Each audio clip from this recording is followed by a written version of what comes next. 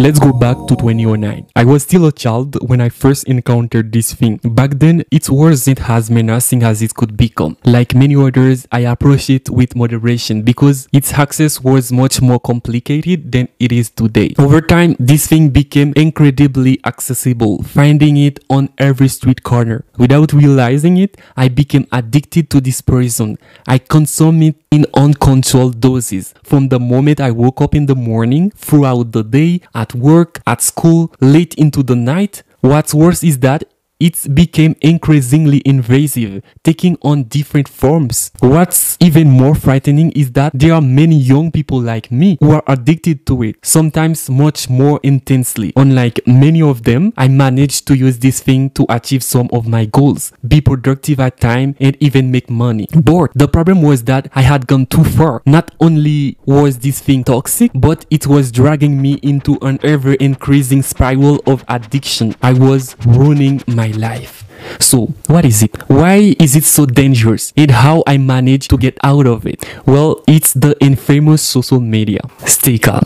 I know that many of you were thinking about a physical drug, perhaps an illegal one, but no, it's social media. And there are dangerous drugs that can wreak havoc. The loss of human lives is numerous. Psychologists estimate that tens of millions of Americans are addicted to social media apps like Facebook, Instagram, TikTok, and so on. What's worse is that they are with us everywhere in our pockets. Their social networks contribute to the deterioration of mental health, especially among young people. According to a Consumer Notice study, the suicide rate among teenagers and young adults continued to rise. Between 2010 to 2020, it's increased by 30%, and many suicides are linked to social media. This rate is soaring just as social media is skyrocketing. What a coincidence!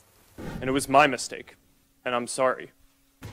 Originally, social media was supposed to bring people closer together. However, they have become a weapon that tears apart the social fabric, distancing us from reality, our loved ones, our goals, and everything that truly matters. Take TikTok, for example, with its powerful algorithm designed to hold our attention and encourage us to spend more time on the app. What do other social media platforms do? They quickly copy TikTok's model with similar features like Reels on Facebook and IG, Shorts on YouTube. Why do you think the companies that run social media platforms are fighting each other? Why? They want your attention. Their business models rely on advertising. They sell your attention to the highest bidder to bombard you with ads. The more time you spend on the apps, the more money they make. To do this, they hire experts, psychologists who understand how our brain works. How do they do it? It's simple. You are the one feeding social media until they know you better than you know yourself. Now, the app starts showing you content that interests you. You have probably experienced this. You came home from work, tired, unmotivated, but you unintentionally open a social media app and spend hours scrolling through content. Their social networks manipulate the neurons in your brain by stimulating the production of dopamine. Imagine that the dopamine is like a little magical fairy in your brain. It's happy when something good happens, like when you do well in school, win a game, or receive a hug from someone you love. When the dopamine fairy appears, it makes you feel super happy. Now, let's talk about social media like Facebook, Instagram, TikTok. These apps are fun to use, and sometimes something good happens when you use them, like when someone likes or comments on one of your photos. That can summon the dopamine fairy in your brain, make you feel good. However, there is also a less magical side to social media. Sometimes people can feel sad or angry if they don't get a lot of likes or comments on their posts. That can make the dopamine fairy a bit temperamental, as you might feel bad if you don't receive enough attention on social media. Moreover, spending too much time on social media can sometimes make you forget about other more important things like playing outside, spending time with your family and friends in person, and even doing your homework. It's as if the dopamine fairy is keeping you captivated by the screen of your phone or tablet, preventing you from enjoying real life. Social media was starting to have a negative impact on my life. Personally, I spent endless hours on them. In January 2022, I finally realized that, and I decided to take action. My initial efforts weren't very successful, but I didn't give up. I started by turning off all Facebook notifications because it was the app I used the most. Every month, I took 1 week break using an app that blocked access to all the other apps that I didn't want to use during that time. But I couldn't make it through a week without reopening them. The problem was that I was already too addicted. If I went a day without checking them, I felt like I was missing out. Yes, it was the fear of missing out.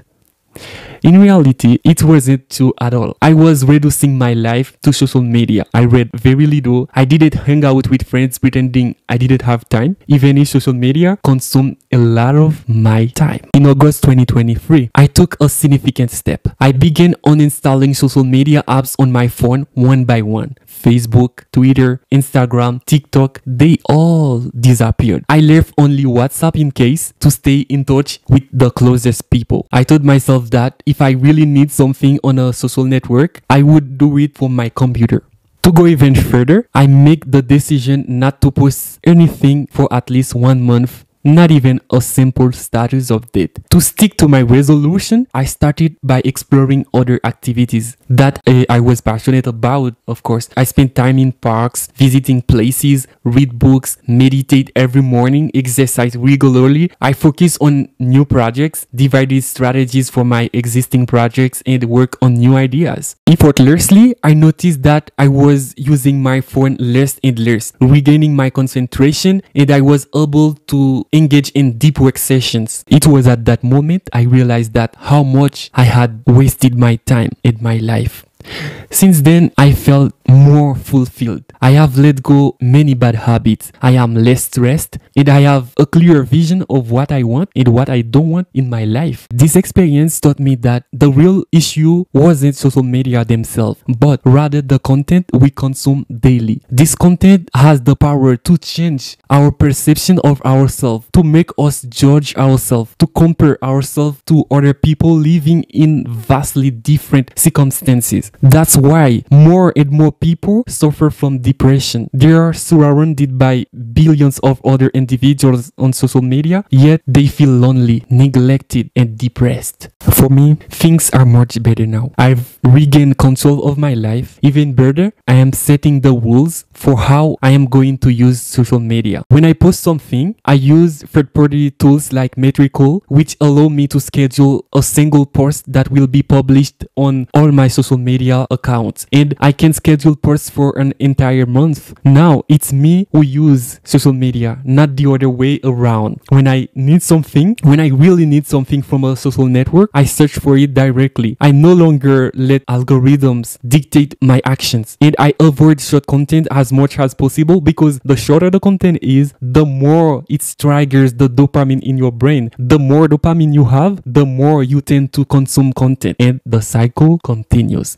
So if you are endlessly scrolling through social media, know that it's social media using you. That's it. It's essential to find a balance between the time you spend on social media and the rest of your life. Social media is fun, but it shouldn't take precedence over real and important things or important moments in your life. Try to limit the time you spend on social media each day so that the dopamine fairy can make you happy while allowing you to enjoy all the other wonders of life. In the end, it's your life. You decide whether to let it flow with the current or take the reins into your own hands. Remember, every morning, you and I face the same universal challenge to overcome mediocrity and reach our full potential.